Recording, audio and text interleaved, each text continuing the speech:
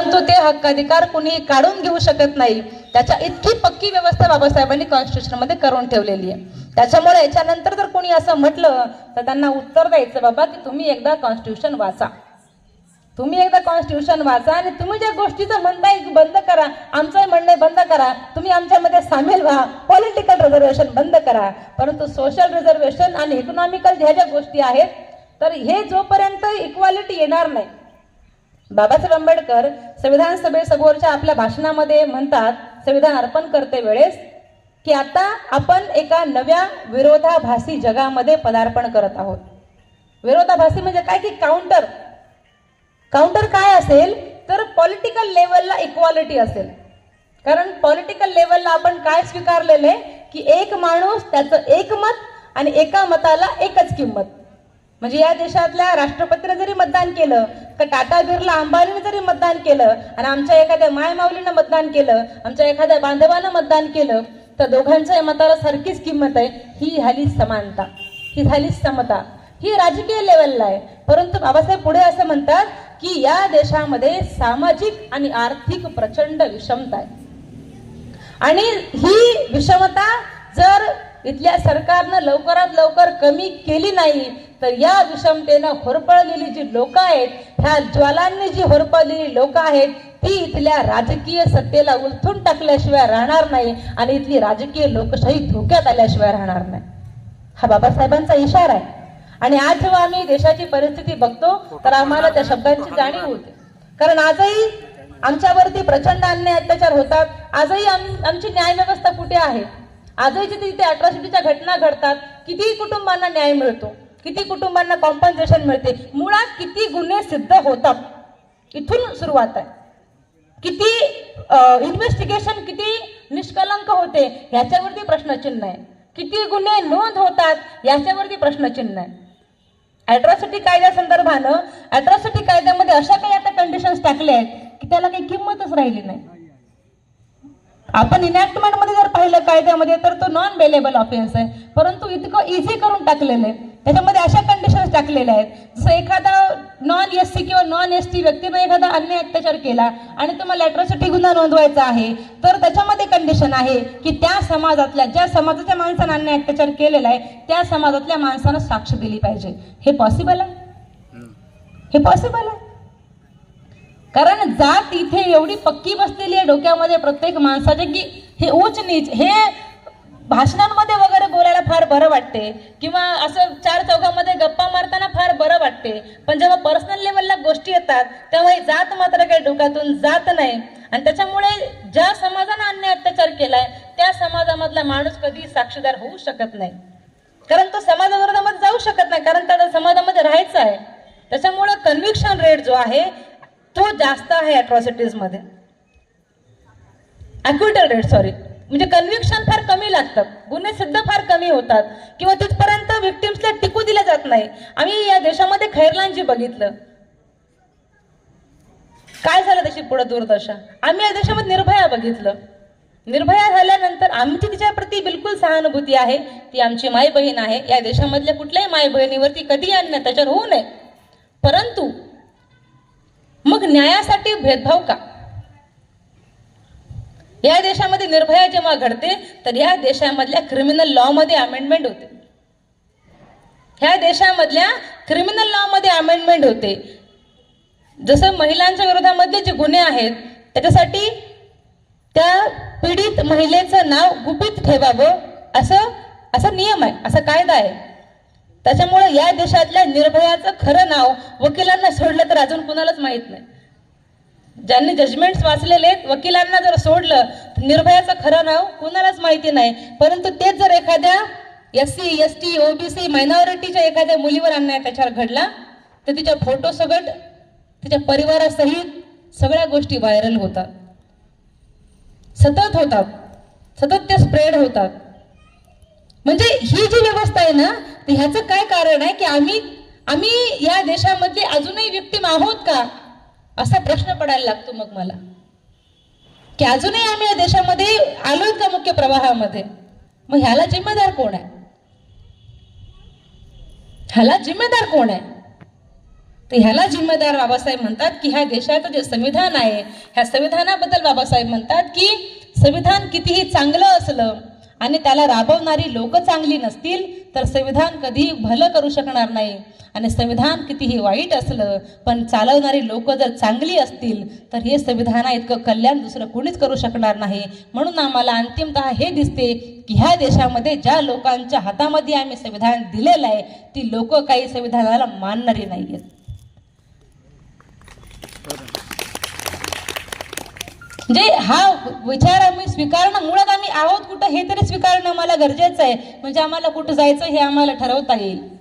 आमचे नेते भाषण करताना असं फार जोरात म्हणतात की बाई संविधानाला हात लावला तर आम्ही त्यांचे हात कलम करून टाकू, आम्ही त्यांचे हात कापून टाकू, मुंडकं छाटून टाकू, काय छापून टाकू.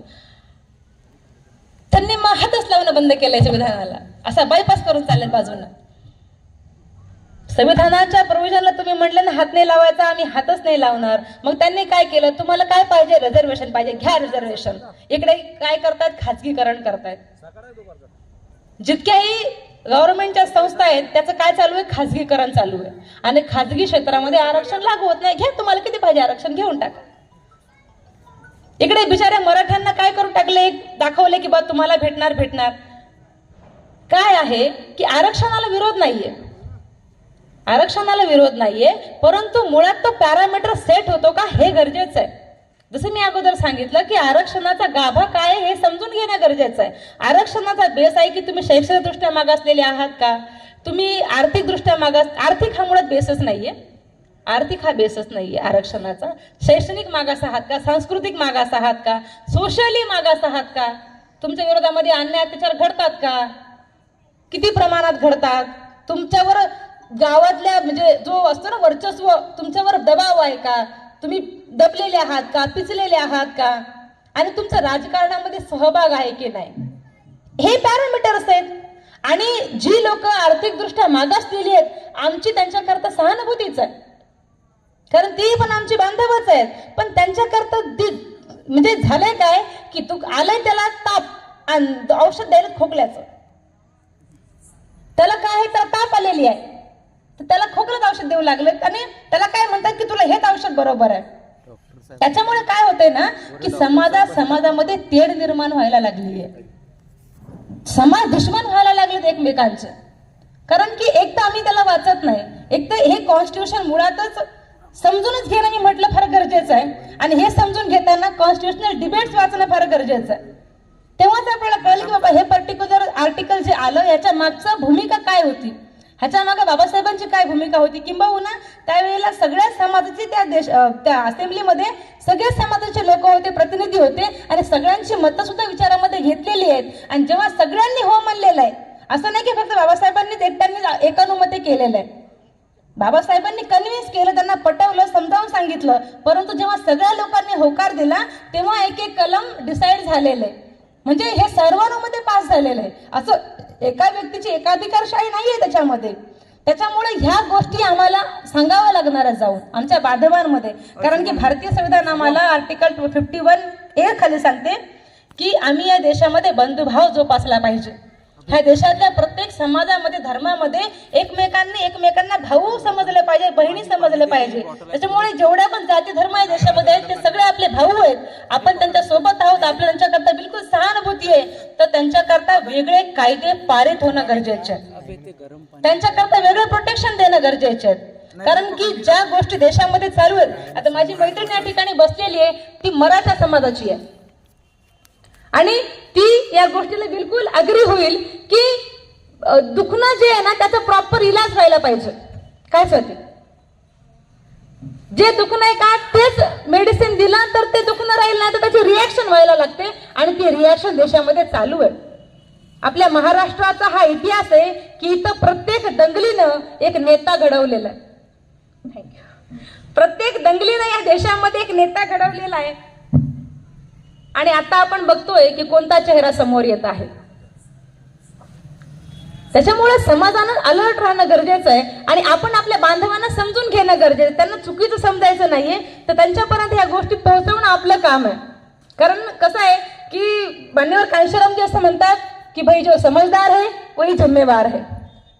असं आई पण नाही का म्हणत, जर एक मोठा भाऊ असेल लहान भाऊ असेल, दोघं भांडणं करत असतील तर मोठ्याला म्हणते बाबा तुला कळते, तू नको मारू, ते लहान आहे त्याला कळत नाही.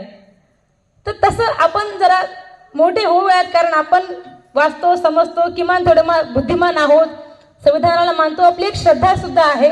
तर ही आपली जास्त जिम्मेवारी बनते की आपण त्यांच्यापर्यंत गेलं पाहिजे आणि त्यांना हे प्रॉपर पद्धतीनं विरोध न करता प्रॉपर पद्धतीनं समजून घेतलं पाहिजे, समजून सांगितलं पाहिजे आणि सामंजस्य जे आहे ना ते प्रस्थापित केलं पाहिजे. कुठल्या समाजाचा द्वेष करता कामा नये, कारण बाबासाहेबांनी असं केलं नाही. आता हे भारतीय संविधान जर आपण बघितलं तर याचा कलम 14 काय सांगते की या देशातले सगळे माणसं समान आहेत, सगळ्यांना समान अधिकार आहेत. त्यांनी कुठल्या धर्माला असं म्हटले का की ह्या धर्माला काहीतरी विशेष अधिकार आहेत का? बौद्ध लोकांना लय जास्त अधिकार देऊन टाकलेत का? एका विशिष्ट वर्गाला अधिकार दिलेत का? अजिबात नाही. आर्टिकल 19 सांगते की तुम्हाला या देशामध्ये कुठलाही व्यवसाय करण्याचा अधिकार आहे. जसं मी तुम्हाला अगोदरच म्हटलं की मनुस्मृती हा देशामधला एक कायदा होता आणि भारतीय संविधान हे मनुस्मृतीला शह देणारं एक फार मोठं साधन आहे, जिवंत नमुना आहे. कारण मनुस्मृती सांगायची की जो ज्या जातीमध्ये जन्माला आलेला आहे, म्हणजे चंभाराच्या पोरानं चपला शिवायच्या, वडराच्या पोरानं दगडच फोडायचे, म्हणजे ज्या जातीमध्ये जन्माला आला, कुंभाराच्या पोरानं मळक्यात घडवायचे आणि जिंदगीभर तेच करायचं. त्यांना चॉईस नव्हता, प्रोफेशन चेंज करण्याची संधी नव्हती. परंतु भारतीय संविधान या देशातल्या प्रत्येक नागरिकाला त्याच्या आवडीचं प्रोफेशन, व्यवसाय निवडण्याचं स्वातंत्र्य देते. मग ते एका धर्माला दिलेलं आहे का? एका जातीला दिलेलं आहे का? ह्या देशातला आता ते बाटाची चप्पल ते काय चंभार आहे का? बाटाचा एक ब्रँड आहे ना चप्पलीचा, ते काय चंभार आहे का? पण त्याला अधिकार दिला ना संविधानानं. ह्या देशामध्ये बाबासाहेबांचे जे रिलिजियस व्ह्यूज आहेत, धार्मिक जे विचार आहेत ते एका बाजूला आहेत, परंतु भारतीय संविधानामध्ये या देशातल्या प्रत्येक नागरिकाला आपल्या धर्माचं स्वातंत्र्य आहे. त्याला तो जो आवडेल तो धर्म स्वीकारू शकतो, त्याला जे आवडेल त्या धर्मात तो राहू शकतो, त्याच्या धर्माचा प्रचार प्रसार करू शकतो, त्याचा धर्म वाढवण्याकरता तो संस्था स्थापन करू शकतो. जसं मुस्लिमांचे मदरसे असतात, ख्रिश्चनांच्या स्कूल आहेत वेगळ्या पद्धतीच्या, तर हे त्यांना भारतीय संविधान प्रोव्हाइड करते. मग त्यांच्यावरती अन्याय केलाय का? कुठल्याच वर्गावरती अन्याय केलाय? या देशामधल्या ओबीसींना सगळ्यात पहिले आरक्षण दिलं बाबासाहेबांनी 340 नुसार आणि मग नंतर दिलं एससीला. तर हे त्यांना माहितीच नाहीये. आता या देशामध्ये ओबीसीची जनगणना नाहीये, त्याला काय आपण जिम्मेदार आहोत का? आपण जिम्मेदार आहोत का त्याला? त्याला इथल्या सरकारच्या मनातच नाहीये. कारण की असा अंदाज आहे, जो शेवटचा जो सर्वे झाला होता ओबीसीचा, तर अंदाजे 52% ओबीसी असू शकतो असा एक अंदाज आहे. आणि इथल्या जे पण सरकार आहे, जे बी गांधीवादाला मानणारं सरकार आहे, त्या सरकारला ही जनगणना झाली तर म्हणजे 50%हून जास्त वर्ग जर एका बाजूला आला, ओबीसी म्हणून कॅटेगराईज झाला, तर त्यांची पुढची धोक्यामध्ये येईल. त्याच्यामुळे त्यांना ही जनगणना होऊ द्यायची नाहीये. मग ह्याला काय संविधान जिम्मेदार आहे का? संविधानात तरतूद करून ठेवलेली आहे. हे काय आहे ना, जसं आपण कुरड्या करतो ना, साशा असतो एक, त्याच्यात तुम्ही मग कसं पीठ टाकणार त्याच्यावर डिपेंड आहे. ते घट्ट होते की पातळ होते त्याच्यावर त्या कुरड्या कशा होणार ते डिपेंड आहे. तसं हा ढाचा आहे. हे संविधान म्हणजे हा ढाचा आहे, हा साशा आहे. तुम्ही त्याच्यामध्ये काय टाकणार तसा तो पदार्थ घडून बाहेर येणार आहे. म्हणजे ज्या मेंदूतून ते येणार आहे, जे सत्तेवरती आपण निवडून दिलेले लोक आहेत त्यांचा मेंदू ज्या पद्धतीचा असेल, त्यांच्या मेंदूत जे रसायन तयार होणार आहे ते ज्या पद्धतीचं असेल, तशा पद्धतीने संविधान आपल्या पुढे मांडल्या जाणार आहे. ह्या भारतीय संविधानामध्ये जसे आपल्याला हक्क अधिकार दिलेले आहेत तसेच फंडामेंटल ड्युटीज पण दिलेले आहेत, कर्तव्य पण दिलेले आहेत. तर फंडामेंटल ड्युटीज मधली पहिली आपली ड्युटी आहे, प्रत्येक भारतीयाची ही ड्युटी आहे की त्यांनी भारतीय संविधानाचा सन्मान केला पाहिजे. त्यांनी भारतीय संविधानाचा सन्मान केला पाहिजे. आम्ही या देशामध्ये बघतोय की सर्रासपणे जंतर मंतरला संविधान जाळतात, ते आरोपी सापडत नाहीत. इथं चोर सापडतात मला अर्धा घंटा शोध लावतात पोलिस, लावतात की नाही? मोठे मोठे मर्डर मिस्ट्री अर्ध्या एका घंट्यामध्ये सोडवतात. पण जंतर मंतरला कोणा ते जाळलं ते अजूनही सापडलं नाही. इथं एखादा नारा कोणा लावला की त्याला म्हणतात हे देशद्रोही आहे, त्याला देशद्रोही घोषित करा. म्हणजे याने कारखानाच खोललेले आहे सर्टिफिकेट द्यायचे, कोण देशद्रोही आहे कोण देशभक्त आहे. म्हणजे हे इतकं विष यांच्या मेंदूमध्ये आहे संविधानासाठी, त्याच्यामुळं आपली टक्कर ही साध्या लोकांसोबत नाहीये. हे कुस्तीचं नाहीये. तो जमाना गेला की तलवारी काढा घ्या, शिवाजी महाराज लढले त्या काळामध्ये. आता तो काळ नाही. आताची जी तलवार आहे ना ती आपली कलम आहे, तो आपला मेंदू आहे. कारण आपला जो दुश्मन आहे ना तो मेंदूनं प्रचंड पॉवरफुल आहे. त्याच्यामुळे आपल्याला जर त्यांच्याशी टक्कर द्यायची असेल ना, त्यांचं 1000 वर्षाचं प्लॅनिंग असते. आपलं संध्याकाळचे पण असते, काय भाजी करावं, संध्याकाळी ठरते काय भाजी करायची, काय भाजी करायची, भाजीला काय आणायचं. त्यांचं 1000 वर्षाचं प्लॅनिंग असते की 1000 वर्षामध्ये आम्ही कुठे बघतो है ना. त्यांचं काम 24 घंटे चालू आहे. 24 घंटे तुम्ही कुठलं बी चॅनल ओपन करा, 24 तास केडर काम चालू आहे त्यांचं.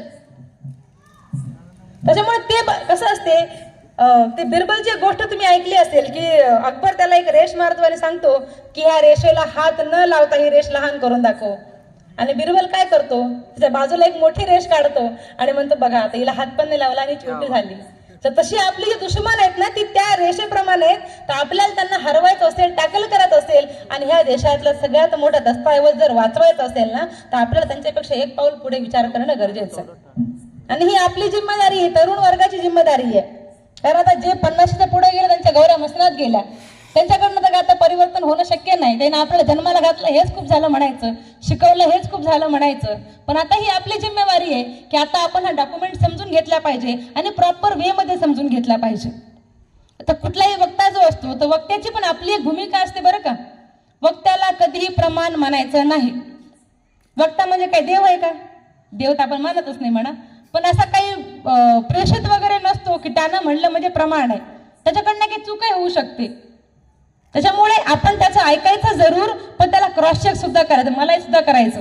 मी जेवढे आता कलम सांगितले तुम्हाला, जेवढ्या पण काही गोष्टी सांगितल्या, ह्याला क्रॉस चेक सुद्धा करायच्या की हे जे सांगितलं मॅडम नाही बरोबर आहे, चूक आहे, आपल्या बुद्धीला पटते का. कारण आपल्याला आपलं संविधान सद विवेक बुद्धीचं सुद्धा स्वातंत्र्य देते. म्हणजे तुमच्या बुद्धीला पटते का तर तुम्ही स्वीकारा, नाही तर स्वीकारू नका, सोडून द्या.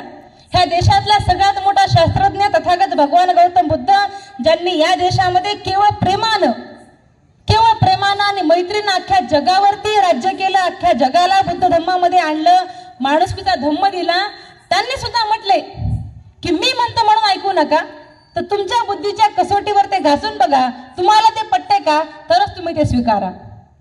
आणि आपण ज्या सुरुवातीला मी जी नावं घेतली महापुरुषांची, अगदी बुद्धांपासून फुले, शाहू, आंबेडकर, संत कबीर, संत रविदास महाराज, हे जी सगळी लोक, छत्रपती शिवाजी महाराज, ही सगळी लोक वेगवेगळ्या कालखंडातली आहेत. ही लोक वेगवेगळ्या जातीची, वेगवेगळ्या धर्माची, वेगवेगळ्या प्रथा परंपरांना मानणारी, वेगवेगळी, म्हणजे खूप तफावत आहे.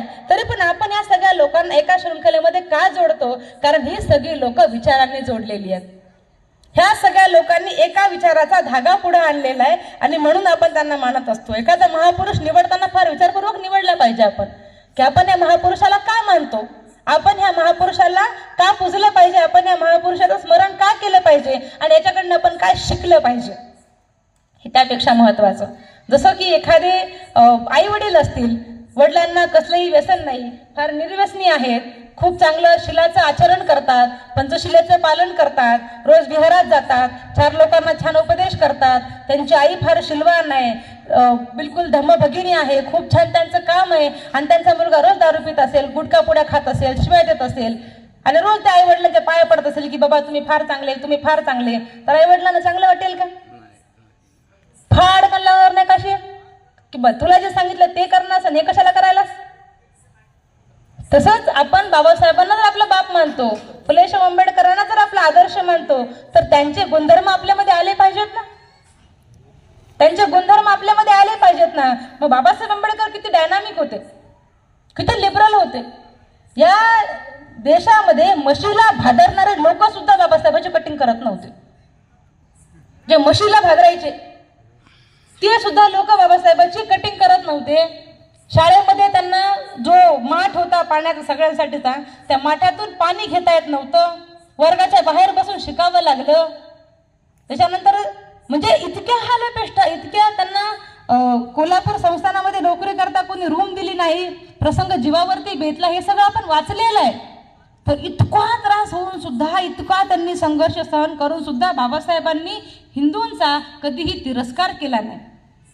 बाबासाहेब काय म्हणतात की त्यांची चूक नाहीये, ही त्यांची चूक नाहीये, ते त्यांच्या धर्माचं काटेकोरपणे पालन करतात. हे जे ना, हे उच्च दर्जाची बुद्धिमत्तेचं लक्षण आहे की फॅक्ट स्वीकारणं आणि ते निष्पक्षपणे स्वीकारणं. त्याला कुठलंही म्हणजे बायस न ठेवता एखादी गोष्ट स्वीकारणं, याला खूप हाय इंटेलेक्च्युअल बुद्धिमत्ता लागत असते आणि त्या महापुरुषांना आपण मानणारे लोक आहोत. त्याच्यामुळे कुणाबद्दलही कधी द्वेष ठेवू नका. त्याची भूमिका समजून घ्या की एखाद्या व्यक्तीने हे स्टेटमेंट केलं तर का केलं असेल, हे स्टेटमेंट त्याने का केलं असेल आणि याला आपण एक प्रॉपर वे मध्ये कसं हँडल करू शकू की त्याला हर्ट सुद्धा होणार नाही, त्याला त्रासही होणार नाही आणि त्याला प्रॉपर मेसेज सुद्धा कन्वे होईल. कारण हे आपण हा डायनामिझम आपण शिकला पाहिजे बाबासाहेबांकडून. तो बुद्धिवादीपणा आपण शिकला पाहिजे. बाबासाहेब विद्यार्थ्यांकरता असं म्हणतात की आमच्या मुलांनी बौद्धिक दृष्ट्या कुणापेक्षाही कमी नसले पाहिजे. म्हणजे cultivation of mind should be the ultimate aim of human existence. म्हणजे जीवन जगण्याचा उद्देश काय आहे, कशासाठी जगलं पाहिजे, तर मेंदूचा सर्वोत्तम विकास करण्याकरता आपण जगलं पाहिजे. आपल्या मेंदूचा सर्वोत्तम विकास करण्याकरता जगलं पाहिजे. बाबासाहेबांच्या इतक्या डिग्र्या होत्या, इतकं त्यांचं वाचन होतं की त्यांनी ह्या देशामध्ये आपण सोन्याची मंदिरं बघितली, मोठमोठे बंगले बघितले, घरं बघितले, परंतु पुस्तकांकरता घर बांधणारा बाबासाहेब आंबेडकर हा एकमेव महापुरुष आहे. त्याच्यामुळे तरी पण ते काय म्हणतात की ज्ञानाच्या समुद्रामध्ये मी फार थोडंसं ज्ञान प्राशन करू शकलो. एवढा अभ्यास करून सुद्धा तो माणूस असं म्हणत आहे की म्हणजे कोलंबिया विद्यापीठामध्ये जो मागच्या 100 वर्षाचा सर्वे झाला तर त्यांनी असं म्हटलं की आमच्या विद्यापीठामध्ये मागच्या 100 वर्षामध्ये सुद्धा इतका विद्वान व्यक्ती आलेला नाही, म्हणून त्यांनी बाबासाहेबांना सिम्बल ऑफ नॉलेज ही उपाधी दिली. आजही तुम्ही गुगल जर केलं तर the first scholar of India असं नाव जर टाकलं तर तिथं बाबासाहेबांचं नाव येते. Who is god father of India, बाबासाहेबांचं नाव येते. इतका विद्वान व्यक्ती जर इतका नम्र असेल, जसं की ज्या झाडाला जेवढे जास्त फळं असतील ते तेवढं झुकलेलं असते, ते तितकं विनम्र असते. त्याच्यामुळे ती विनम्रता आपल्यामध्ये सुद्धा आली पाहिजे आणि आपल्या म्हणजे जे काही बांधव आहेत दुसऱ्या जाती धर्माचे त्यांच्याकडे ही अवेअरनेस कमी आहे. मुळात ते ज्या पद्धतीनं बॉर्न अँड बॉटअप होतात ना, तर ते त्या गोष्टी ऐकत ऐकत बॉर्न अँड बॉटअप होतात. त्या सतत त्यांच्या कानावर पडलेल्या असतात. जेव्हा आपण कॉलेजमध्ये असतो तर कॉलेजमध्ये काय असते की 2 रांगा असतात फीस भरायच्या वेळेला. तुम्ही सगळे अनुभवलं असेल ते की एक असते की जे स्कॉलरशिप होल्डर आहे आणि एक जनरलवाले असतात. तर स्कॉलरशिप होल्डरवाल्यांना थोडी कमी फीस असते आणि जे जनरलवाले त्यांना थोडीशी जास्त फीस असते. आणि मग त्या लाईनमध्ये उभं राहून राहून बोर होते पोरांना. मग त्यांची गप्पा जातात, तुम्हाला काय कमी आहे, आम्हाला काय जास्त आहे. मग आपल्याकडे नसते उत्तर. आपण काय म्हणतो, आम्ही SC आहो ना म्हणून आम्हाला कमी आहे. मग त्यांना वाटणार ना की अरे आपण SC नाही म्हणून आपल्याला नाहीये, का आपण ST नाही म्हणून आपल्याला नाही, का आपण OBC नाही म्हणून आपल्याला नाही. मग कोणी पेरला, आपणच पेरलं की. आपण त्याला उत्तर देऊ शकलो नाही की बाबा तुझ्या घरात बाई कामाला आहे, माझी माय लोकांच्या घरी वाटे घासती म्हणून आम्ही इकडं आहो. हे उत्तर आपण त्यांना देतो का? तुमच्या घरामध्ये महिन्याचा किराणा एकदा भरतात, आमच्याकडे संध्याकाळी छटाकभर तेल आणतात, पावशर तेल आणतात. संध्याकाळी भाजीचं काय करावं हा प्रश्न असतो, भ्रांत असते. तुमच्याकडे 1000 एकर शेती आहेत, माडे आहे, बगले आहेत. आमच्याकडे तसं काहीच नाहीये. आमचा बाप वेठ मजुरी करतो, बिगारी काम करतो, मिस्त्री काम करतो, काबाड कष्ट करतो, शेतामध्ये कामाला जातो, लोकांच्या घरी साला महिन्यानं आहे, त्याच्यामुळे आम्ही इथं आहो. तर ही उत्तर आपल्याला तरी माहिती असायला हवी आहेत ना अगोदर. आणि शाळा कॉलेज पासून सुरू होते आणि मग हीच मूल्य हळूहळू हळूहळू पुढे जातात.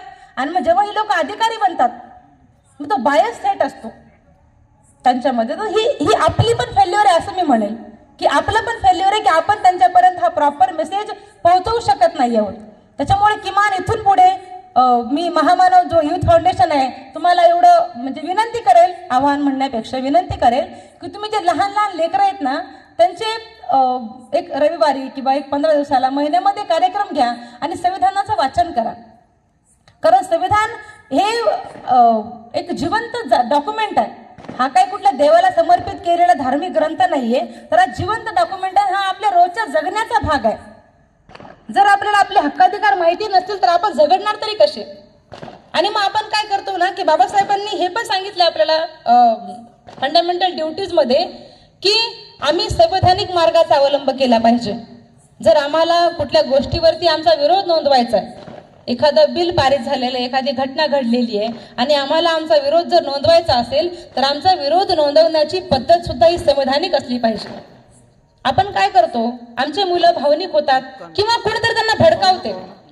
हे स्लम्स मध्ये वगैरे फार प्रमाण बघायला भेटते की कुणीतरी एखादा नेता असतो, एखाद्या पक्षाचा हेड असतो आणि त्याला काय करत असते की केवळ तेढ निर्माण करायची, त्या मुलांना कुठेतरी भडकवायचं, त्यांना काहीतरी लालच द्यायची, काहीतरी खाऊ पिऊ घालायचं, त्यांना सांगायचं की नाही असं आहे तसं आहे, मग आता तुम्ही उतरा, रस्त्यावरती उतरा, तुम्ही दगडफेक करा, तुम्ही आता काय करा, जाळपोळ करा.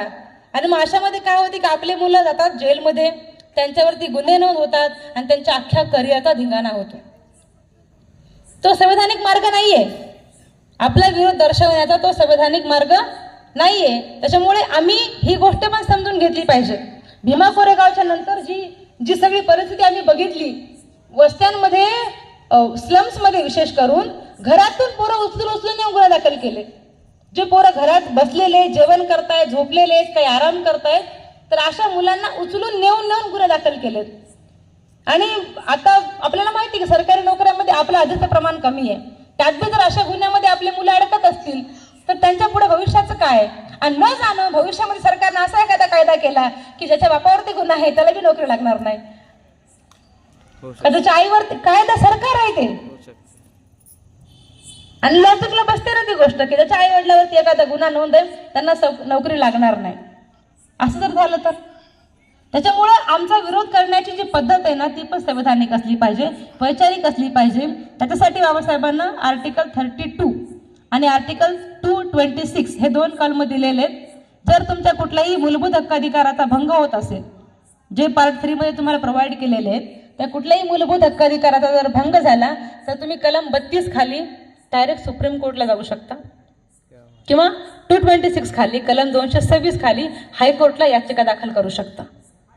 कुठल्याही सरकारी अथॉरिटी तुमच्यावरती अन्याय करत असेल, अत्याचार करत असेल, तुमची लाईफ म्हणजे कॅपेबिलिटी आहे किंवा तुम्ही कॉम्पिटिटिव्ह तयारी करताय, स्पर्धा परीक्षा तयारी करताय आणि तुम्हाला असं वाटतं की मी कॅपेबल आहे, मी या पोस्टवर जास्त कॅपेबल आहे, पण तुम्हाला साईडला केलं गेलं, तर अशा ज्या पण तुम्हाला वाटतं जिकडे स्टेट रिस्पॉन्सिबल आहे, सरकार रिस्पॉन्सिबल आहे या गोष्टी करता, अशा कुठल्याही तुमच्यावरती जर अन्याय अत्याचार झाला तर तुमच्याकडे कॉन्स्टिट्यूशनमध्ये इटसेल्फ तुम्हाला तो हक्काधिकार प्रोव्हाइड केलेला आहे की तुम्ही, तो एक संवैधानिक मार्ग होऊ शकतो, तो एक संवैधानिक मार्ग आहे.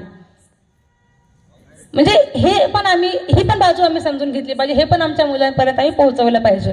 तुम्ही जे करताय ते खरंच खूप चांगलं काम करताय की म्हणजे एक एंटरटेनमेंट जे आहे ना, की एक छान गायन पार्टी आणली असते, सगळ्यांनी गाणी म्हणले असते, मस्त डान्स बिन्स केला असता, एक मनोरंजन झालं असतं, हे इथं बसायला पण जागा राहिली नसती, इतकं गच्च भरलं असतं. पण किती मेंदूंपर्यंत हा मेसेज पोहोचतोय, हा आवाज पोहोचतोय, किमान 4, 10, 8 लोकांमध्ये जरी ही पेटलं ना असं, तर ते वनवा पेटायला फार वेळ नसतो लागत. जंगलामध्ये सगळ्या जंगलाला आग लावायची गरज नसते. एक ठिणगी जरी पडली, विचारायची एक ठिणगी पुरेशी असते, त्यानं परिवर्तन होऊ शकते. त्याच्यामुळे हे तुम्ही जे काम करताय हे फार चांगलं काम करताय. आता थोडं आपण आव्हानं बघूयात की आपल्या समोर, जसं आपण कॉन्स्टिट्यूशन बघितलं की आपल्याकडे फंडामेंटल राईट्स आहेत, आरक्षणाचा काय बेस आहे आपण तो बघितला, तर आपल्याकडे आव्हानं अशी आहेत की प्रिअम्बल आपल्याला सांगते की या देशामध्ये तुम्हाला न्याय भेटला पाहिजे. मग न्याय कुठल्या स्तरावर भेटला पाहिजे, तर तो आहे एक सामाजिक न्याय आहे, एक आर्थिक न्याय आहे, एक राजनैतिक न्याय आहे. मग ज्यांना रिझर्वेशन मिळालेलं आहे, म्हणजे SC, ST, OBC, मायनॉरिटी, ही जी कॅटेगरायझेशन केलेलं आहे त्याच्यामध्ये अँग्लो इंडियन सुद्धा आहेत 2%. हे जे बॅकवर्ड लोक आहेत तर ह्यांच्यामध्ये यांना आर्थिक न्याय मिळाला पाहिजे. मग आता हे जे मराठा आरक्षणासंदर्भात जे सगळं चालू आहे तर यांना ऍक्च्युली आर्थिक न्यायाची गरज आहे. कारण त्यांचा जो मुद्दा आहे ना, तो मुद्दा असा आहे की मराठा समाजामध्ये सुद्धा काही लोक गडगंज श्रीमंत आहेत, खूप श्रीमंत आहेत, पण काही समाज असा आहे की तो आर्थिकदृष्ट्या माग असलेला आहे, खूप खचलेला आहे किंवा गरीब आहे. त्यांच्या अगोदर 1000 एकर शेती असेल, पण शेवटी किती दिवस टिकणार आहे ना, त्याच्यामध्ये हिस्से होत कमी होत ते आता काही भूमिहीन सुद्धा आहेत मराठा समाज, तर त्यांना आर्थिक न्याय मिळाला पाहिजे.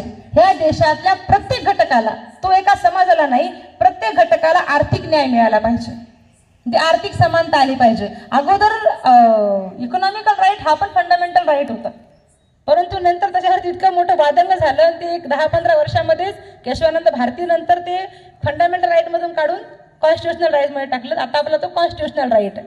आपल्याला अधिकार आहे संपत्ती होल्ड करण्याचा, ही खूप मोठी गोष्ट आहे. नाहीतर संविधान मनुस्मृती तुम्हाला संपत्ती ग्रहण करण्याचा अधिकार देत नव्हती. तुमची संपत्ती ब्राह्मणांची संपत्ती होती. तुम्ही फक्त ते वाळ्या वगैरे होतात ना, असं ते लोखंडाचे दागिने घालू शकत होते. दागिने वगैरे घालण्याचा पण तुम्हाला काय अधिकार नव्हता. तर संपत्ती होल्ड करण्याचा अधिकार तुमचा आता कॉन्स्टिट्युशनल राईट आहे. तर ती एक आर्थिक समानता होणं गरजेची आहे, जे भारतीय संविधानाचं एक मूल्य आहे, जे अजूनपर्यंत मला तरी वाटत नाही, एक खूप तुटपुंजा समाज त्या प्रवाहामध्ये आलेला आहे. अजूनही आपला जास्तीत जास्त समाज ग्रामीण भागामध्येच आहे. अजूनही आपले लोकांच्या शेतात मजुरी करतात, शेती करतात, किंवा कामासाठी, भिगारी कामासाठी, मिस्त्री कामासाठी त्यांना बाहेर ठिकाणी जायला लागते. त्याच्यामुळे ही आर्थिक समानता, थँक्यू,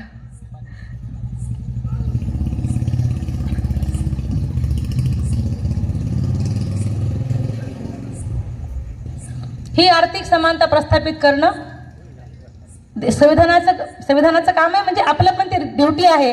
त्याच्यामुळं मराठ्यांना ते निश्चित भेटलं पाहिजे. त्यासाठी आमचं बिलकुल समर्थन आहे. त्यांच्यासाठी प्रॉपर कायदा बनला पाहिजे, एक प्रोसिजर बनली पाहिजे. जसं या देशामध्ये सवर्णांना आरक्षण भेटलं बघा, किती लोकांना माहित आहे सवर्ण आरक्षणाचं बिल माहित आहे? जे 3-3.5% लोक या देशामध्ये आहेत, जे सगळे क्लास 1च्या पोस्ट होल्ड करून बसलेले, त्या लोकांना या देशामध्ये आरक्षण भेटलं. आणि केवळ 7 ते 8 दिवसामध्ये बिल पारित झालेलं आहे. किती? 7 ते 8 दिवसामध्ये. दोन्ही हाऊसेसमध्ये डिबेट झालीच नाही actually, but for the general parlance debate होऊन, चर्चा होऊन, त्याच्यावरती दोन्ही हाऊसेसला ते पास होऊन राष्ट्रपतीची असेंट आणि गॅझेटमध्ये पब्लिकेशन आणि लॉ, असं 7 डेजमध्ये हे सगळं बिल पारित झालेलं आहे. मग मराठ्यांना इतका वेळ का लागत असेल बरं? ह्या देशामध्ये 7 दिवसामध्ये जर या देशातल्या 3.5% लोकांना जर आरक्षण मिळत असेल आर्थिक निकषावरती, तर मराठ्यांना वेळ का लागत असावा? कारण जे लोक बसलेले आहेत त्यांची मनीषा नाहीये, त्यांची इच्छा नाहीये देण्याची. त्यांना फक्त काय करायचं, आता हे सगळं चालू आहे, वादंग पेटलेलं आहे. त्यांनी आता काय केलं की बाबा जरांगे पाटलांना ठेवलं होल्डवरती. त्यांना म्हटलं तुम्ही 2 महिने थांबा. आता लागते आचारसंहिता, निवडणुका होऊन जातात आणि निवडणुका झाल्या की सरकार बदलते, सरकार बदलली पॉलिसी बदलते. मास्टर माइंड लोक आहेत ते, तुम्ही विचारच नाही करू शकत की ते काय विचार करत असतील. म्हणजे ते असं विष देऊन मारत नाहीत, ते तुम्हाला गुळ देऊन मारतात, साखर खाऊ घालून मारतात. आम्ही भावनिक लोक आहोत, भावनेमध्ये वाहून जातो. ते लोक प्रॅक्टिकली विचार करतात. त्याच्यामुळं आर्थिक समता येणं गरजेची आहे. ती सगळ्या तळागाळातल्या लोकांपर्यंत बिलकुल पोहोचली पाहिजे. यासाठी आम्ही कटिबद्ध आहोत आणि आम्ही या गोष्टीच्या समर्थनामध्ये आहोत. त्याच्यानंतर सामाजिक समता प्रस्थापित झाली पाहिजे, सामाजिक न्याय प्रस्थापित झाला पाहिजे. सामाजिक न्याय म्हणजे काय की कुठल्याच घटकावरती अन्याय होता कामा नये. आणि अॅट्रॉसिटी कायदा हे इटसेल्फ सांगतो की देशामध्ये SC ST वरती किती जुलूम अन्याय अत्याचार या देशामध्ये होतो. आणि असं म्हणतात की tip of the iceberg. Tip of the iceberg म्हणजे काय? टायटॅनिक पिक्चर किती लोकांनी पाहिलं नाही का? पाहिलं बाबांनी पाहिलेलं आहे बघा एकदा. टिप ऑफ द आईसबर्ग म्हणजे काय असते की हिमनग जो असतो, हिमनग म्हणजे पहाड, डोंगर जो बर्फाचा आहे, समुद्रामध्ये असतो. तर तो जेव्हा वरती येतो ना, तर त्याचं फक्त टोक दिसते आणि त्या टोकावरून असं वाटते की काय एवढं सुस्तर असेल, पण खाली खूप मोठं असते की जे अख्खा टायटॅनिक कोलॅप्स करू शकते, इतकी त्याच्यामध्ये ताकद आहे. तर हे जे घटना दाखल होतात ना अॅट्रॉसिटीजच्या, हे ते टोक आहे. खूप कमी घटना दाखल होतात तिथपर्यंत. मुळात पोलीस स्टेशनला एवढा संघर्ष असतो, हे आमच्यापेक्षा बेटर कोणी सांगू नाही शकत. तिथं किती मॅनिप्युलेशन होते पोलीस स्टेशनमध्ये, किंवा किती निष्पक्ष पद्धतीने तशी जाच होते. मुळात गुन्हा नोंद करायला भांडणं करावं लागतात, 2-4 कार्यकर्ते घेऊन जावं लागतात, दबाव आणावं लागते, रात्रभर तिथं भांडायला लागते, एखाद्या बाईला रडायला लागते, तिथं वागड्या फोडावं लागतात, मी जीवच देईल, मी मरूनच जाईल, असं सगळं राडा केल्याच्या नंतर तो वास्तविक आहे, परिस्थिती आहे. तेव्हा ते सांगून ते समोरच्या लोकांना बोलवतात, तुम्हाला कॉम्प्रोमाइज करायचं का, मिटवून घ्यायचं का, मग ते एवढं द्यायला तेवढं द्यायला, इथपर्यंत मॅनिप्युलेशन होते. आणि तिथपर्यंत जो व्यक्ती टिकतो त्याच्यानंतर मग ॲट्रॉसिटी पण लावत नाही बऱ्याच वेळेला. फक्त IPC मध्ये 504, 323 वगैरे 2-4 गुन्हे लावतात, ॲट्रॉसिटी लावतही नाहीत. खूप फोर्सफुली लावावं लागते किंवा कधी कधी प्रायव्हेट कंप्लेंट कोर्टात दाखल करून तो नंतर ॲडिशन करावं लागते गुन्हा. त्याच्यामध्ये पण बेल पिटिशनला मग ते म्हणतात की हा ॲडिशन केलेला आहे, मग हा कोल्ड माइंडने केलेला आहे, हा विचार करून केलेला आहे, ह्या लोकांना फसवण्याकरता केलेला आहे, अशा सगळ्या गोष्टी होतात. तर त्याच्यामुळे हा सामाजिक न्याय सुद्धा प्रस्थापित होणं गरजेचं आहे. या देशामध्ये जन्मलेल्या प्रत्येक माणसाला या देशाचं संविधान समता स्वातंत्र्य प्रस्थापित करून देते, हक्काधिकार बहाल करते. त्यामुळे आपल्या हक्काधिकाराचं बजावणी करत असताना दुसऱ्या कुणाचे हक्काधिकार भंग होणार नाहीत ह्याची पण आपण दखल घेतली पाहिजे. त्याच्यानंतर राजनैतिक न्याय प्रस्थापित करणं संविधानाचं एक उद्दिष्ट होतं की जे आजपर्यंत झालेलं नाहीये. आजही आम्हाला पुरेशा प्रमाणामध्ये राजकीय प्रतिनिधित्व भेटते का, किंवा जे भेटते ते खरंच आमचं काम करतात का, त्या छाती ठोक पण त्या ठिकाणी आपली गोष्ट मांडू शकतात का, त्यांच्या बाहुल्या जे आहेत त्यांचे धागेदोरे दुसरे कोणी सूत्र सांभाळते का, याचाही विचार होणं गरजेचं आहे. म्हणजे कुठल्या राजकीय पक्षावरती बोलायचं नाहीये, परंतु राजकीय अवेअरनेस ही फार गरजेची आहे. कारण जर तुमच्यामध्ये राजकीय परिपक्वता नसेल तर तुम्हाला गध्या लोकांचं राज्य सहन करावं लागेल. किमान तुम्हाला ती परिपक्वता असली पाहिजे, किमान तुम्हाला ती समज असली पाहिजे. कारण बाबासाहेब स्वतः असं म्हणतात की political power is a master key which can open any lock. म्हणजे राजकीय सत्ता ही अशी मास्टर चाबी आहे की जी तुमच्या सगळ्या समस्यांची गुरु किल्ली आहे, तुमच्या सगळ्या समस्यांना सोडवू शकते, संपवू शकते. त्याच्यामुळे राजकीय सत्ता हस्तगत करणं आमचं काम आहे. आणि आताचे लोक आम्ही निवडून देतोय ते जे रिझर्वेशन आहे, पॉलिटिकल रिझर्वेशन आहे, त्याच्या माध्यमातून चाललेले. त्याच्यामुळे त्यांचा म्हणजे धड जरी आपल्याला दिसत असले की बा हे आपलं आहे, त्याच्या गळ्यावरती निळा रुमाल आहे, त्यानं निळी टोपी घातलेली आहे, त्याच्या घरावरती गाडीवरती निळा झेंडा आहे, अरे पण तो निवडणुकीपुरताच आहे, हे बी आपण लक्षामध्ये घेतलं पाहिजे. किंवा त्याच्या विचारामध्ये आंबेडकरवाद आहे का, हे पण आपण लक्षामध्ये घेतलं पाहिजे. मी माझ्या व्याख्यानामध्ये नेहमी असं म्हणत असते की तुम्ही एकतर गांधीचे होऊ शकता, नाहीतर बाबासाहेबांचे होऊ शकता. तुम्ही एकतर फुल्यांचे होऊ शकता, नाहीतर टिळकांचे होऊ शकता. तुम्ही एका टायमाला दोघांचे होऊ शकत नाही. त्याचं कारण काय आहे? जसं मी अगोदर पुणेकरांसाठी सांगितलं की गांधी एका ठिकाणी मरायला तयार आहे पण हक्काधिकार भेटू देत नाही. बाबासाहेब जीवाची बाजी लावतायत हक्काधिकार भेटवण्याकरता. टोकाची विरोधाभासी अवस्था आहे. म्हणून ह्या देशामधला गांधीवाद आणि आंबेडकरवाद हे दोन वेगवेगळे विचार आहेत. या देशातला आंबेडकरवाद ह्या देशातल्या प्रत्येक नागरिकाला समता, स्वातंत्र्य, बंधुत्व आणि न्याय प्रस्थापित करण्यासाठी कार्यरत करत असतो. आणि या देशातला गांधीवाद या देशामध्ये पुन्हा मनुस्मृती कशी लागू करता येईल, ते कायदे पुन्हा कसे लागू करता येतील, विषमता कशी पुन्हा रुजू करता येईल आणि मुठभर लोक कसे सगळ्या लोकांवरती राज्य करतील, या व्यवस्थेची विचारधारा करणारी आहे. आणि म्हणून राजकीय पक्ष निवडत असताना सुद्धा आम्ही जो माणूस आहे तो कुठल्या पक्षाचा आहे पेक्षा तो कुठल्या विचारधारेचा आहे ह्याच्या आधारावरती माणसं निवडणं गरजेचं आहे.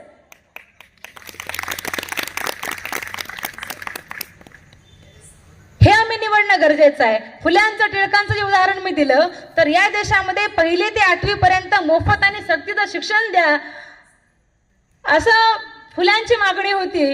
आणि टिळक त्या ठिकाणी त्या प्राथमिक मोफत आणि सक्तीच्या शिक्षणाला कडाडून विरोध करतात. हा इतिहास आपल्याला फारसा माहितच नाहीये. त्याच्यामुळं जे शिक्षणाला विरोध करतात ते टिळक आणि जे शिक्षणाचा पुरस्कार करतात ते महात्मा फुले हे एका पारड्यामध्ये कधी बसू शकत नाहीत. त्याच्यामुळे तुम्ही एक तर समतेला मानू शकता किंवा विषमतेला मानू शकता.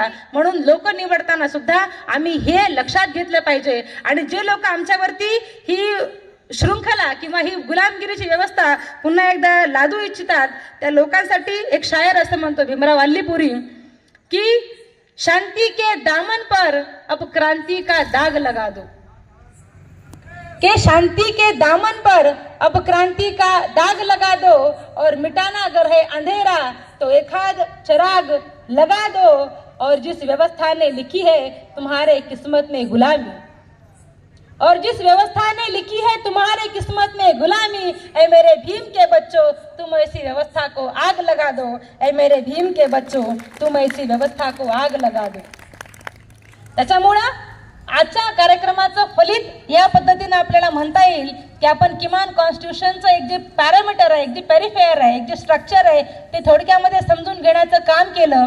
जे आता सध्या वास्तवात जे पण काय चालू आहे, जे सगळं सोशल मीडियावरती द्वेष पसरवण्याचं काम चालू आहे, समाजामध्ये तेढ निर्माण करण्याचं काम चालू आहे, त्याच्यामध्ये आपण एक सामंजस्यपूर्ण भूमिका कशा पद्धतीने घेऊ शकू, बुद्धांची शांती आणि भीमाची क्रांती सोबत घेऊन आपल्याला या देशामध्ये मध्यम मार्गानं कसं सगळ्या समाजाला एकत्र घेऊन एक कॉमन सोल्युशन काय काढता येईल ह्याच्यावरती विचार आपण या ठिकाणी केलेला आहे. त्याच्यानंतर जी आपण रिझर्वेशन बद्दल बोललो तर ती ह्या देशामध्ये प्रत्येक व्यक्तीला, दबलेल्या कुचलेल्या माणसाला दर्जाची आणि संधीची समानता या तत्वावर आधारलेला आहे. म्हणजे प्रत्येकाला दर्जाही भेटला पाहिजे, सन्मान भेटला पाहिजे, संधी भेटले पाहिजे, म्हणून हे रिझर्वेशन दिलेलं आहे.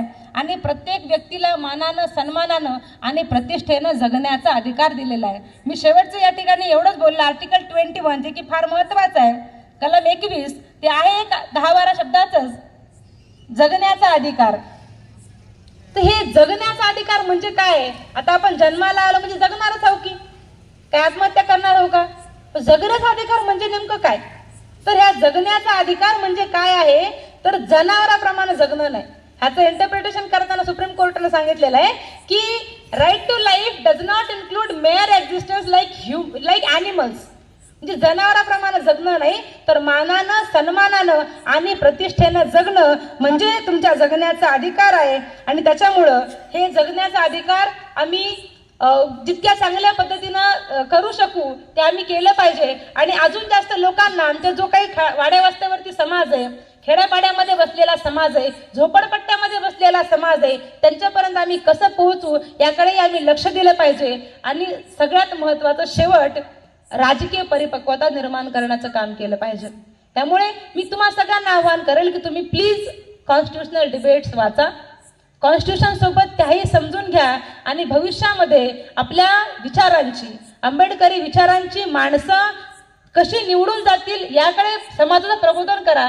कारण समाजामधला सुशिक्षित वर्ग हा समाजाचं नेतृत्व असतो, त्याच्या मताला किंमत असते, मताला म्हणजे ओपिनियनला किंमत असते. त्यानं जी भूमिका घेतली त्या भूमिकेला किमान 4 लोक मानतात. त्यांना असं वाटते बाबा की हा शिकलेला आहे, त्याला काही 4 गोष्टी वेगळ्या समजत असतील. त्यामुळे तुम्ही जी भूमिका घ्याल ती किमान 4 लोकांना प्रेरणा देणारी असेल. त्यामुळे मी या एका 4 ओळीने माझ्या भाषणाचा समारोप करेल की राजा बनो, शासक बनो, नायक तो बनो. राजा बनो, शासक बनो, नायक तो बनो, और कब तक मांगोगे यारो, अब देने वाले दायक तो बनो. और इस देश का संविधान तो लिखा है हमारे बाप ने. ते त्यांनी करून ठेवले, इस देश का संविधान तो लिखा है हमारे बाप ने, तुम अभी इसको चलाने के लायक तो बनो, तुम अभी इसको चलाने के लायक तो बनो. या ठिकाणी मला महामानव युथ फाउंडेशननं मला बोलवलं, माझा मान सन्मान केला, त्याबद्दल मी तुम्हा सगळ्यांची प्रचंड आभारी आहे. इतक्या का लोकांनी होईना एवढं छान शांतपणे ऐकलं आणि माझ्या मायमाऊल्यांनी ऐकलं, म्हणजे हे पुढच्या पिढीपर्यंत पण पोहोचणार याची मला निश्चित खात्री आहे. कारण की या देशामध्ये बाबासाहेबांना महिला शक्तीवरती प्रचंड विश्वास होता. जे एक महिला करू शकते ते 10 पुरुष मिळून पण नाही करू शकत, असं बाबासाहेब नेहमी म्हणायचे. म्हणून तुम्ही एवढं शांतपणे अगदी कानात जीव ओतून ऐकलं त्याबद्दल तुम्हा सगळ्यांची आभार मानते आणि मंचावरच्या सगळ्या लोकांचे आभार मानते. या ठिकाणी माझ्या वाणीला विराम देते.